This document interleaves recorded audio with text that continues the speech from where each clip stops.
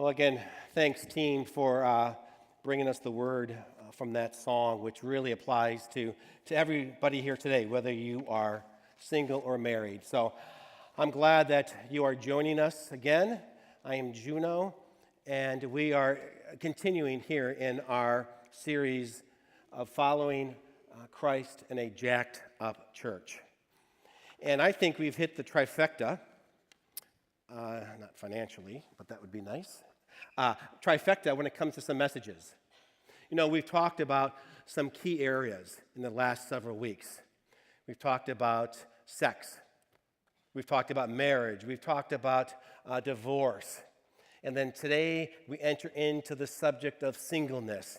And folks, again, from the feedback we've received, there is no doubt that these subjects are hitting some chords in many of your hearts.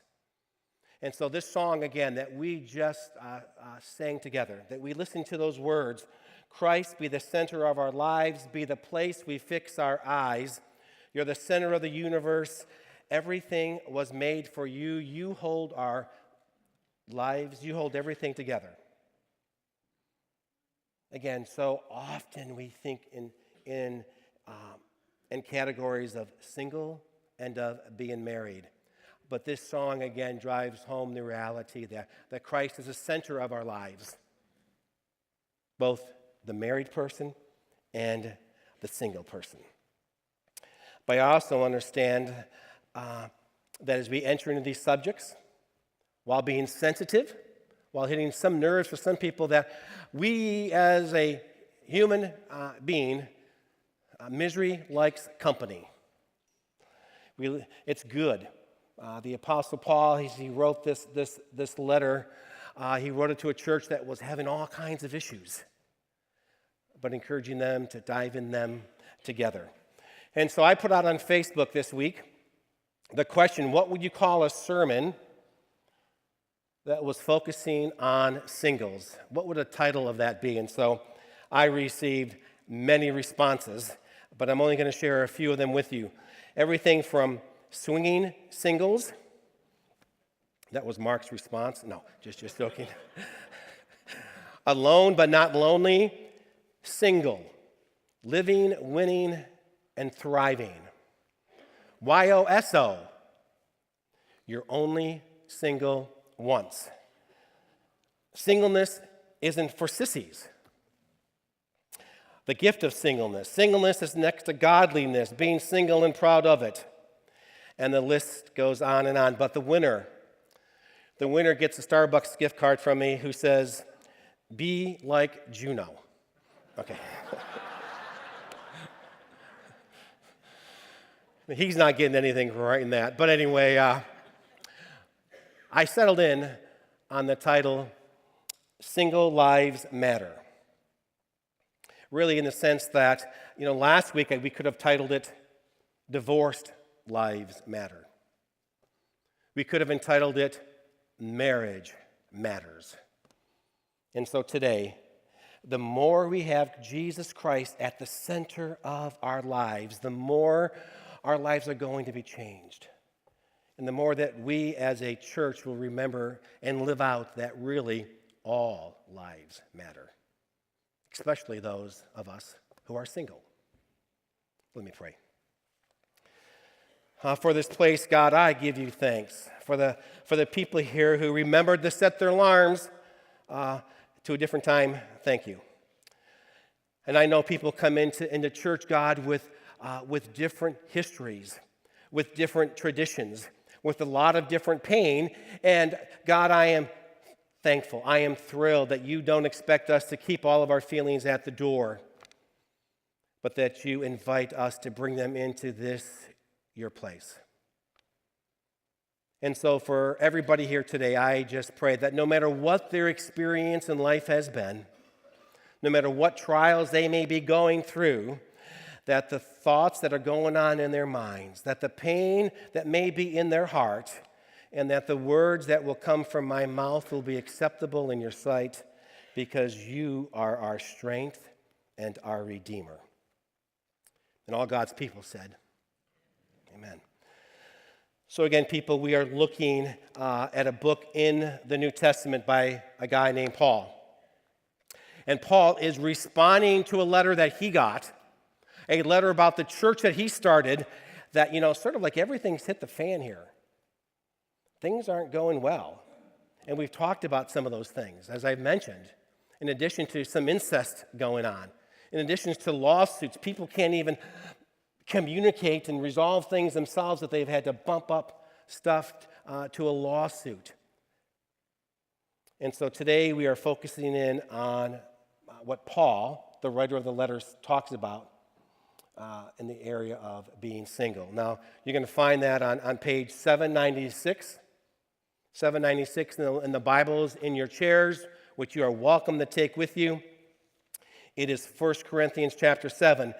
But again, as we enter into that, it is obvious as you read this, as you even go home and reread it again, that Paul leans toward the idea that single-minded singleness has its advantages.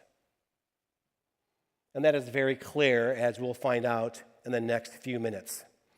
But it's also interesting that as you read what Paul is saying, Paul isn't talking just to the single people, and he's not talking to just the married people. This isn't one of those sermons where you can think, well, since I'm married, I can go on my phone and I can do my checklist and I can check email. Because I'm married, I don't really have to, it just doesn't apply to me. Well, it does. And if you're single, I sure hope you're not checking emails and doing some other things, but that you're going to realize that indeed singleness is how God has created you, and that you will be reminded of that as we look into God's Word. But as I think of the subject of being single, I think of the subject of newlyweds. And you know how that goes.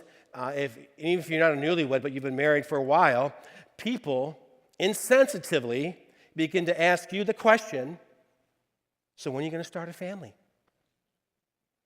When are you going to bring another little one into the world? And yet they have no idea what you're going through as a couple. And so they insensitively trying to maybe break the ice, but really, folks, that is not an icebreaker question. But it's that same thing that happens to somebody who, whatever age you may be, if you're 20, if you're 25, 35, almost 60, people start to ask, so, you dating anybody? It's sort of like this TV commercial that maybe you've seen. This is how some of us single people would like to respond. I rent a car. Enterprise will pick me up? Yep, wherever you need us. Perfect. Well, looks like my boyfriend's here. Hi, I'm Rob from Enterprise. Oh, that's right. Rob and I can't stay. Just wanted everyone to know so they could stop asking me about finding a nice boy.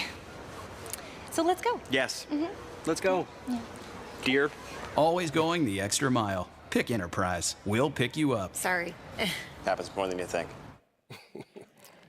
Enterprise ought to send us a little check for that. But I think many of us who are single feel that way. It's like, okay, who am I going to bring to the family gathering to get mom and dad, grandma and grandpa off my back about who I am dating, or if I am dating somebody?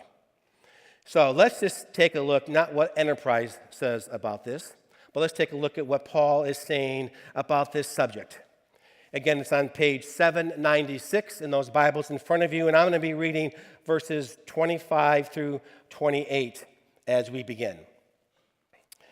Now about virgins, I have no command from the Lord, but I give a judgment as one who by the Lord's mercy is trustworthy. Because of the present crisis, I think that it is good for a man to remain as he is. Are you pledged to a woman? Do you not seek to be released? Are you free from such a commandment? Do not look for a wife. But if you do marry, you have not sinned. And if a virgin marries, she has not sinned. But those who marry will face many troubles in this life, and I want to spare you from this. Paul, again, when he's referring to a virgin woman, he's referring to an engaged woman. And Paul humbly reminds his followers that, hey, here are some of my thoughts. Here are some things I'm thinking on this subject. So Paul is clear that this isn't a list of things from Jesus on how to live a life. He's clear to saying he hasn't come from the mountaintop with another 5 commandments and making that and changing the 10 to the 15 commandments. But Paul humbly says, here are some thoughts. Here are some things I'm thinking from my experience in life. Paul is opening up a conversation. Opening up a conversation that culturally is really not acceptable, because it was common and it was expected that people will marry. They found their value, their worth into their marriage and into their family. So again, Paul, which is wonderful here, just opens up the subject that often, even in the church, even in your life groups, that should be a place where you can have conversations about things going on, real life things going on in your own worlds. But in verse 26, we read, because of the present crisis. And so scholars differ on what that crisis is. Some will say that it's just life. And some of us who have been around for a while will say amen to that. Life is indeed, no matter who you are, no matter what it appears to be, life often is a crisis. Others will say that there was a famine in the country. There wasn't enough food to feed the people. And so that crisis was literally people were hungry. And let's face it, when we're hungry, we all get a little grouchy. And the little things become big things. And you really can't think of the big things because your basic need of hunger, it continues to be there. And so we all get a little... Plenty of historical documents that will confirm that there was indeed a famine going on. And so while, again, the scholars can't pinpoint it for sure because Paul, unfortunately, didn't tell us what the crisis was, we just know something was happening. Something was basically hitting the fan with the people in Corinth. And so Paul needed to address this issue of being married. And so he really does. What he is saying is that let's think. Let's take a moment and pause, and let's gather all the facts so you, as a people, as a couple, as an individual, can make an informed decision. And again, while Paul may lean toward, hey, you know what, things may be a little easier as you're single, Paul is not saying singleness is next to godliness. And he's also not saying married life is next to godliness. He's not saying if you don't get married, you're sinning, and if you get married, you're sinning. No, he's not even going there, folks. What's so good and what's refreshing about this is that Paul is reminding us to lean into who God has created us to be. So let's take a look now at verses 29 through 31. So what I mean, brothers and sisters, is that the time is short. From now on, those who have wives should live as if they do not. Those who mourn as if they did not. Those who are happy as if they were not. Those who buy something as if it was not theirs to keep. Those who use the things of this world as if not engrossed in them. For this world in its present form is passing away. Paul is telling his church, the people that he loves, the people that he gathered together, that, hey, The time clock is ticking, not on your biological time clock, but on the return of Jesus time clock. It's going to be happening soon. And I remember my grandma Smalley saying, Jesus is coming back. This world is a mess. Jesus is coming back. And I think she was referring to the new band that was out of England that was just on TV, known as the Beatles, and how some had major issues with the Beatles and thought it was the end of the world. But again, Paul reminds us, folks, and my grandma reminds us that all of us, it's probably timeless that many of us are thinking, it's now, it's got to happen. And let's be honest with today's political situation. Some of us are thinking, Lord, you've got to come back. There is no hope for us. So I'm really sensing that all generations, stuff has happened that people are thinking, it's coming, he's coming back. And that's what Paul is referring to here. That he's expecting Jesus to come back again. But again, Paul, as I've reread this over and over, Paul is really what I would be calling maybe an overprotective dad. Paul is trying to speak truth into some delicate situations, again, so that people will be able to make an informed decision. And Paul is talking to his church, the people he brought together, and he is being very careful to make sure it doesn't create I'm single and therefore God loves me more, or when are you going to grow up and get married and leave the nest because God really loves people more, married people more.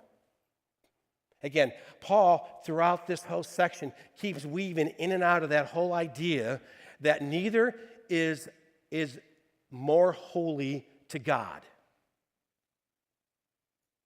Again, as I mentioned last week, though, I think for many of us, we drank the Kool-Aid for Focus on the Family, where we have lifted marriage up. If we were honest, we have lifted our families and our marriage up so much on a pedestal that we worship them and that idea versus worshiping the God who created us to be on mission. And if that wasn't the case, then we never would have had an enterprise commercial that many people can resonate with. But again, we are just saying there's just the feeling in our culture, folks, that you have to, you must, you need to. Something isn't right. You weren't parented the right way. You weren't parented the right way if you're still single when you're 25. Well, I have a daughter who's 22, and she says she's watching this morning. But even at 22, there's a huge expectation to take the next step in relationships. That it's just expected that she should be dating, engaged, and on her way to have a family. And it is so difficult, people, to resist that feeling, the temptation. And that, again, Paul is really saying here that your spouse is not your everything. We sing about that. Jesus is the center of my life. And again, as I read through this, I'm reminded of one of my favorite scenes, and you've seen it before here, is from the Diary of a Black Woman, Mad Black Woman, when she goes to her grandma and says and shares about her marriage, which is dissolving. So let's take a look at that.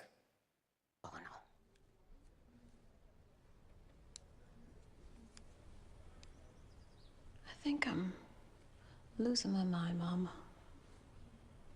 He hurt me so bad. He was my everything. God is your everything. Don't you know he's a jealous God? He don't want no man before him.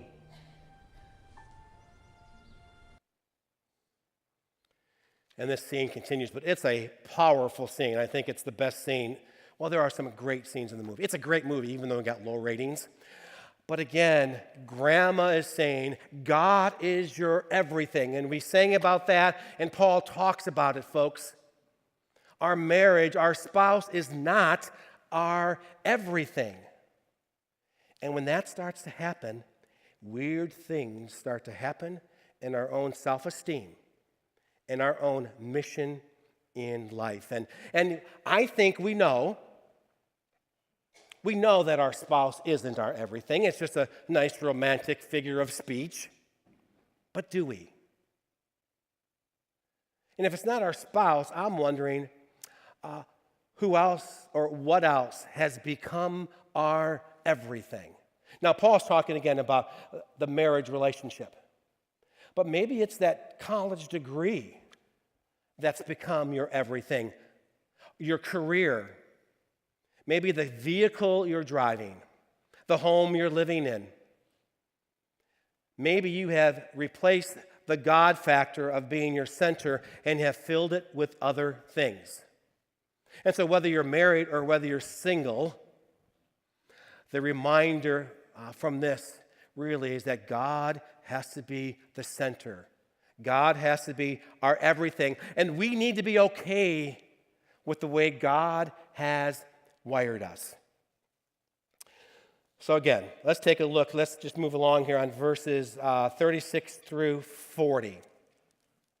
If anyone is worried that he might not be acting honorably toward the virgin he is engaged to, and if his passions are too strong and he feels he ought to marry, what does Paul say? He should do as he wants. He is not sinning. So again, Paul is not against marriage. Marriage is a wonderful, as one quote I read, a wonderful institution. We should all be a part of it. Marriage is absolutely a wonderful relationship to have. I wouldn't trade it for anything. Paul continues, he's not sinning, they should get married. But the man who has settled the matter in his own mind, who is under no compulsion, but has control over his own will, and who has made up his mind not to marry the virgin, this man also does the right thing. So then he who marries the virgin does right, and he who does not marry her does better. I'm going to finish up the chapter here.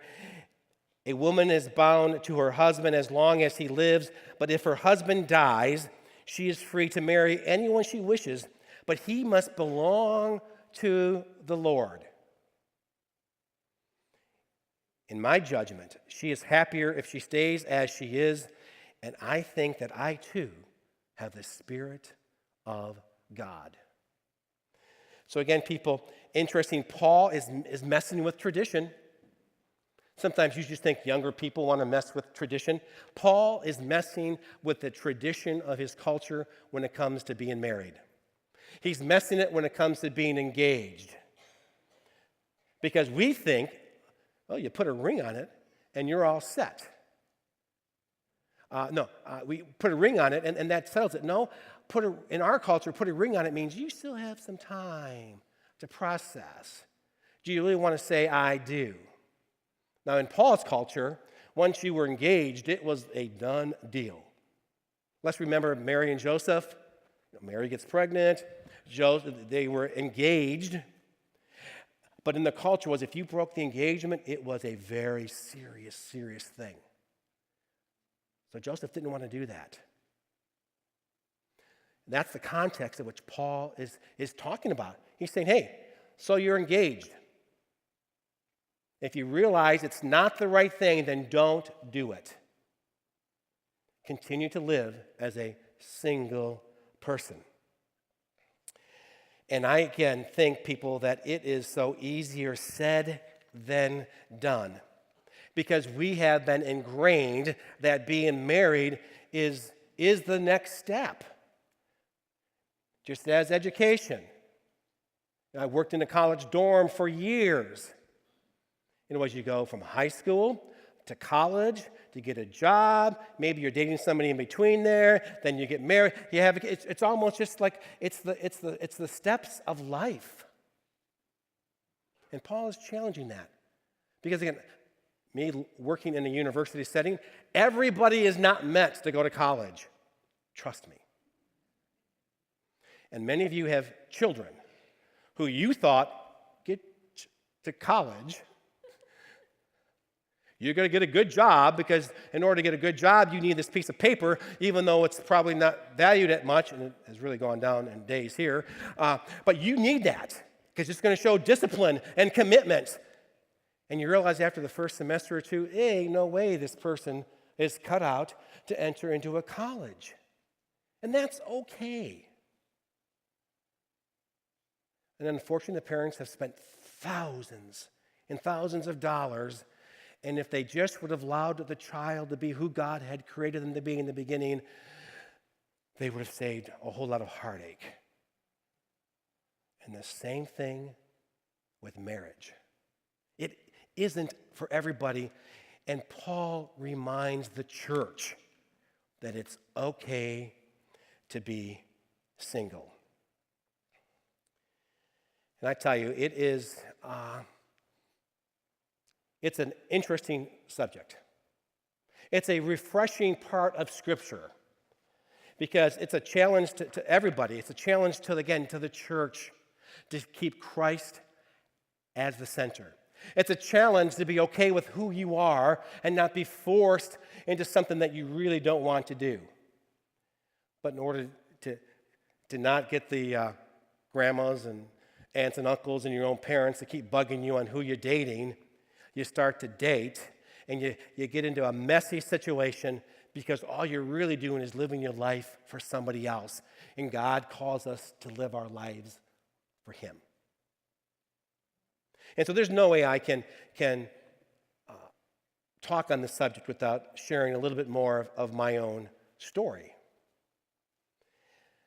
I can preach on it all I want, but let me share with you a little bit of my own journey, and then I have emailed numerous people, married and single, who are passionate about this subject, who are passionate about the mission of the church. And so I'll wrap it up after that with just a few tips on what the church can do to both honor married and single people. But I think as many of you know, I was married for 20 years. I was in my early 30s when I finally got married, and my wife passed away 6 years ago. And so I recently met with a counselor. It's a lady who is a life coach, a therapist, married to a pastor, known her and him for 13, 14 years. And so because she's earned the right, because there's a relationship there, she said, Juno, are you ready to date? And that's probably a lot of your questions as well. Oh, I know it is, trust me. You're asking me, and that's okay. And so we had some conversations about that. And so she finally said this. Juno, you were married, but before you were married, you lived a fulfilled, single, God-honoring, fun life. Well, except for that 1 year in Florida for spring break. But anyway, you had a purpose as a single person, and you were making a difference wherever God had placed me. You did the single life well, and you made the most of it. Then God blessed you with a wonderful 20-year marriage, and now you are back to being single again. And you're making the most of it, allowing God to use you in any way God desires. And even though you were 32 when you were married, you weren't moping around having a pity party because you were single. You don't have a deep, dark, black hole of singleness that you were running from and that you thought marriage would take care of that. So it just seems natural now that you don't have that strong desire or urge to re-enter marriage. Not because your marriage, she knew Bonnie and me very well. It's not that your marriage was bad, but that it was a wonderful marriage, and at this point, God just hasn't brought the right person to make you want to take that step again. And so that's really it. Now again, so as you may know, I met my wife one day, 7 months later we were married. So you never know, by August I may be having a new wife up here. Which is a whole nother subject that we won't talk, no, nothing's happening there. But anyway, okay. So I'm okay being single. I'm okay leaning into how God has made me at this time in my life, but that doesn't mean I'll always be that way. You never know. I had my checklist. My wife did not meet my checklist, and yet in 7 months, we were married. And so let me just share with you a few tips on what the church can do to help people who are single and for you who are married to remember those single days. So somebody has shared with me, it's pretty much universal feeling out there that while some married couples are very good with single friends, most aren't. So think about that now. Think about who you invite to dinner. Think about who's in your life group. Are they mostly people just like you, which would be a very natural pattern. So again, let me explain this from my own marriage. I'm going to talk about what's known as the opened or closed house. It was key for us to reduce the tension. The closed house, and some of you are from that, is that your home is your refuge. Your home is your castle, no matter how big or how small. Your home is your place to go to rest and get away from the world. It's your place for family. It never dawned on you or dawns on you that it's a place to have people over all the time. And on a side note, that's why some people who lead a life group would rather lead it here at the church, because they're just not used to having people in their homes. So that's a closed home. And then you have the open home. No, just on the closed home, my home was closed growing up. You know, my parents went through a divorce. It was miserable. The house was a wreck. It wasn't closed because of the desire of some people in my home. It was closed because it was all something breaking loose, and I was embarrassed to bring people into my home. So it was closed. Then there's the open home. And again, I am speaking from an extroverted perspective. But the open home is, come on in, everybody's welcome, whoever and whatever. And once my parents got divorced, our home became opened.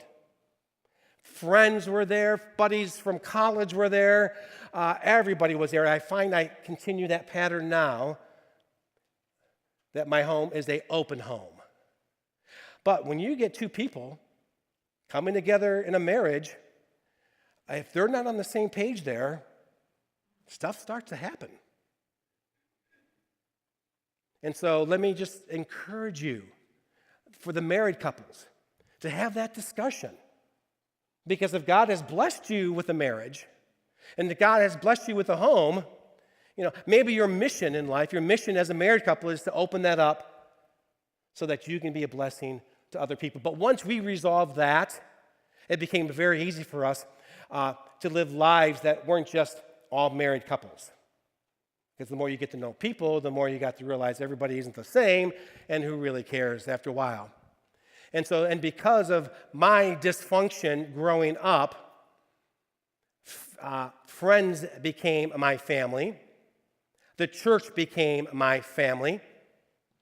And so it just is natural to have people who aren't my family over to my home for whatever reason. And even here, there is a family who says, hey, Juno, if you have other plans for the holidays, that's fine. You'll make some connections, you'll have some friends. but we don't want you to ever feel like you're not welcomed.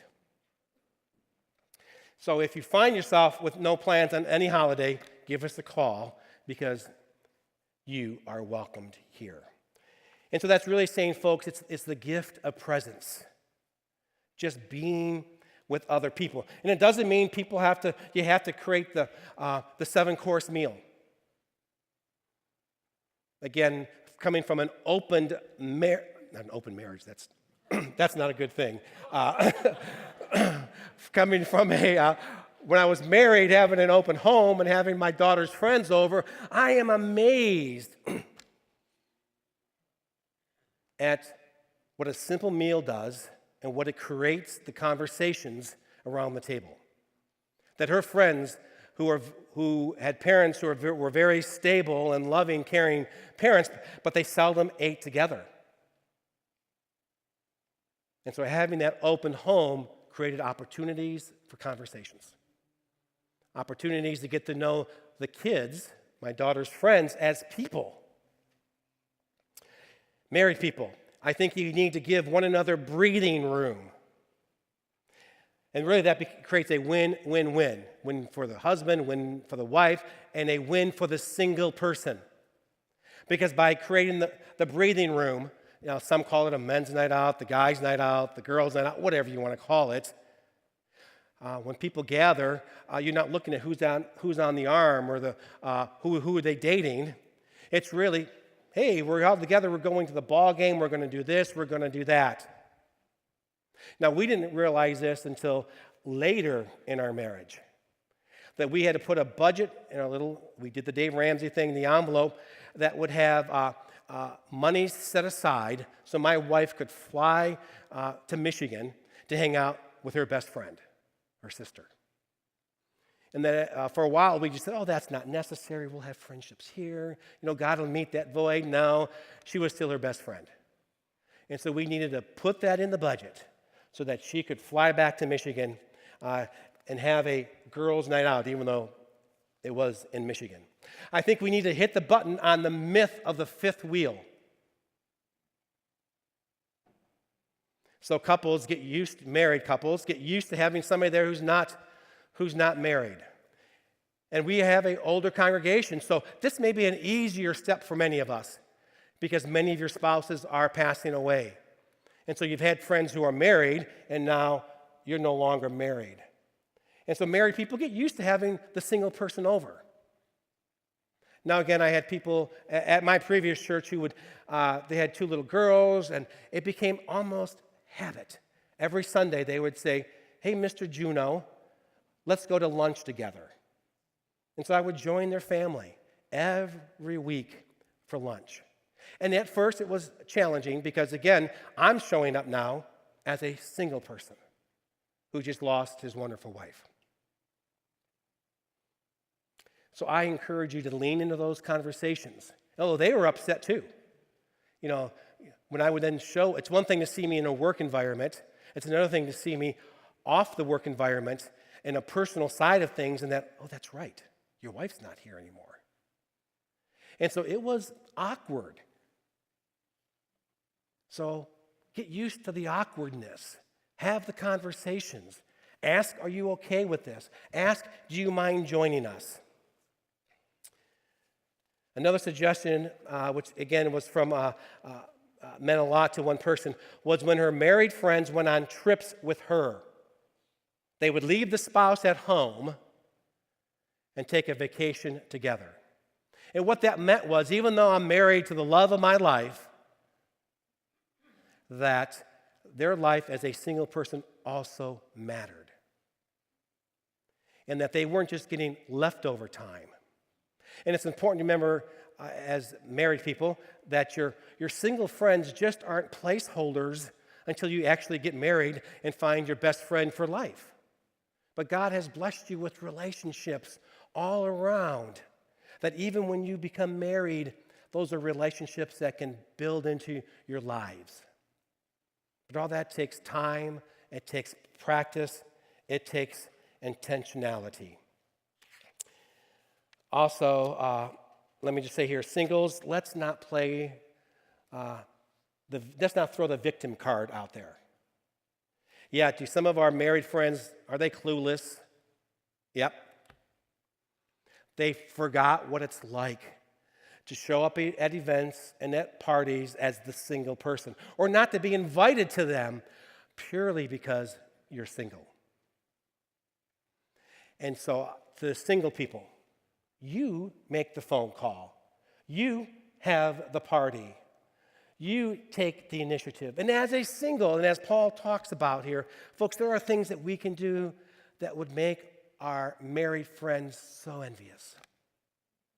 We can go on mission trips a whole lot easier. And I don't even have to raise support for it. Single people can get involved with our youth ministry and our college ministry a whole lot easier at times. They can pour themselves into whatever God calls them to, and they don't need to check and balance that with a spouse. Now, whenever we do a fundraiser, and we will be doing one of these days, you don't have to check with your spouse on what you should give. You can just give as God leads. Now, no doubt, again, Paul, when he ends this whole passage, he says, to the woman, if she finds herself single, yes, she can marry again. So Paul, again, isn't against marriage. And she should marry somebody who is of the faith. And so it's really important that we remain focused and centered in on somebody who is a believer for us who are singles. That because I've been married once doesn't mean I can escape on that criteria for who I date. So, an interesting subject, but again, being single, we don't graduate into married life and move up the rank on being approved by God. That's our culture telling us that. Now, again, if I really, when I do these weddings and, they're wonderful weddings and everybody's in love, it's like, oh, I remember those days. And could that be me one day? Maybe it could be, but it's such a wonderful thing. It is a gift from God. And so if God has called you into that marriage relationship, enjoy it, nurture it. Be on a mission for the kingdom as the two of you live your lives together. And that mission may be, indeed, to somebody who is single. And for those of us who are single, embrace it, enjoy it. And if God calls you to fall in love with just the right person, then do it. Go for it. Be a blessing. Be on mission together to change the world. And people, let me just say this as we conclude here. If we can't embrace our own singleness ourselves, as well as a community, how in the world are we going to be new life for the city if we can't even embrace those who are single in our own church? I'm not saying it's going to be easy. It's going to cause a paradigm shift. Paul caused that with his people. Rethink, folks, rethink. Singleness or being married, both are God's design. We just need to keep Christ at the center of our lives. And all God's people, both married and single, said. Or the band's going to come out here, folks, and they're going to lead us in our time of worship, where we're going to have an opportunity to give back financially to the Lord to help this place, New Life, to be a new life for the city. So if you're our guest, don't feel obligated, but if God is leading you to contribute, by all means, thank you. And then after the offering passes, we'll have a response time. And in the chair in front of you, you'll see a card that will explain the different options for you to respond as God leads you. So let us continue to worship.